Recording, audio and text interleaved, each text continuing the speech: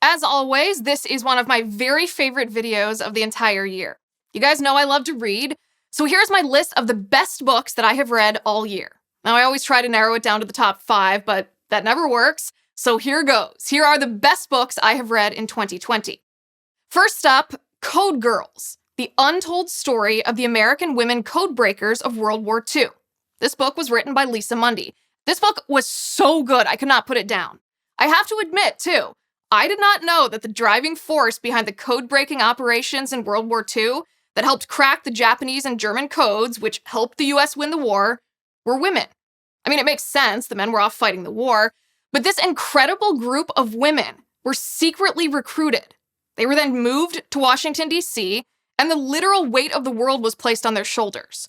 Their work deciphering the Axis encryption saved the lives of their brothers, their husbands, and their sweethearts overseas. These incredible young women even knew about the end of the war before anybody else in our country, but they could never tell. This is a true story. Decades later, when these women were old, their children had no idea the incredible role their mothers and grandmothers had played in helping the US win World War II. Even some of their husbands didn't know. This book was so good, I highly recommend reading it. The next book on my list is called Rendering Unto Caesar: Was Jesus a Socialist? This book was written by Lawrence W. Reed. And this book is more important than ever right now because so-called woke Christians are preaching a false gospel. They're trying to convince conservatives that it's our Christian duty to support big government socialist policies because they claim Jesus was a socialist. That claim is false. In this book, Reed breaks down the biblical truth about Jesus and socialism. For example, Reed reminds us that Jesus never called for government to redistribute wealth. Jesus stood up for private property rights. Jesus condemned envy, which, of course, is the root of socialism.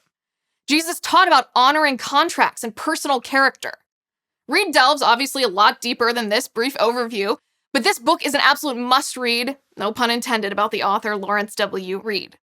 Next on my list, Tell Your Children by Alex Berenson. To be honest, full disclosure, I didn't really care about marijuana until I read this book. I don't smoke it. I don't think it's smart for other people to smoke it. I always personally opposed it, but I have to admit, I was more libertarian on the political issue of legalizing pot until I read Berenson's book. It is absolutely fascinating to read Berenson unpack the actual scientific evidence about the correlation between marijuana, violence, and serious mental illness. I mean, we're talking schizophrenia triggered by smoking a joint and scientific journal papers from all around the world that prove that. Bet you haven't heard that before, have you?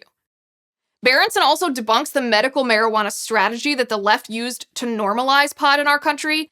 He debunks but how is alcohol any different? And pot reduces the opioid epidemic narratives that come from the pot lobby, and he tells you the truth. The mainstream media and the left also tried to stifle this book when it was published, which is all the more reason you should buy it and you should read it. Also, while we are on the topic of Alex Berenson, honorable mention goes to the 3-part booklet series that Berenson published this year, which became instant bestsellers on Amazon. It's titled Unreported Truths About COVID-19. Part 1 is about the death counts, Part 2 is about the lockdowns, and Part 3 is about masks. Now, if you watch my videos, you will be familiar with most of the scientific studies and data-driven evidence that Berenson presents in his books, but buy them anyway. They are a great resource for the truth about COVID-19 and the government-mandated lockdowns. Okay, next on my list is Emma by Jane Austen. Now, a new British movie version of this book was released this year, and it inspired me to go back and read the actual book again, because as we all know, books are always better than the movies. And the movie was actually very good, I liked it, but the book was better. I highly recommend dusting off the Jane Austen shelf and rereading, not just for fun, but because Jane Austen is a master at capturing human nature. And the more we understand and observe human nature, the better we are at understanding the people and the events that happen around us. Okay, next on my list, Call Sign Chaos by Jim Mattis. First, let me just say, I don't agree with how General Mattis handled himself as Secretary of Defense. I thought it was unprofessional when he trashed the Commander-in-Chief over policy differences while he was still serving in the administration. But I highly recommend reading this book anyway, because it's not about President Trump at all. It's about Mattis's service in the U.S. Marine Corps, especially under Obama and Biden. and how Joe Biden was severely instrumental in prolonging the Iraq War and making it more deadly. It's actually fascinating to read exactly how Joe Biden gambled with the lives of our military men and women. It's a must-read, especially with a Biden presidency on the horizon. The next book on my list is The Narrative of the Life of Frederick Douglass, written, of course, by Frederick Douglass himself. This is one of the most gut-wrenching, heartbreaking, infuriating, inspiring, hopeful, moving books I have ever read my entire life, let alone just this year. I don't need to give you a synopsis, except to say Frederick Douglass was a slave who witnessed and was subjected to abuse beyond my capacity to describe. He taught himself to read anyway. He escaped slavery eventually. He traveled the country preaching for freedom.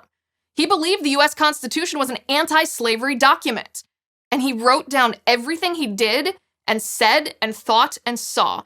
It's actually astounding that this book isn't required reading for every school child in America. If you pick just one book to read this year, pick this one. That's it. That's my best book list for 2020. Let me know what you think. And if you read any phenomenal books this year, please let me know so I can read them too.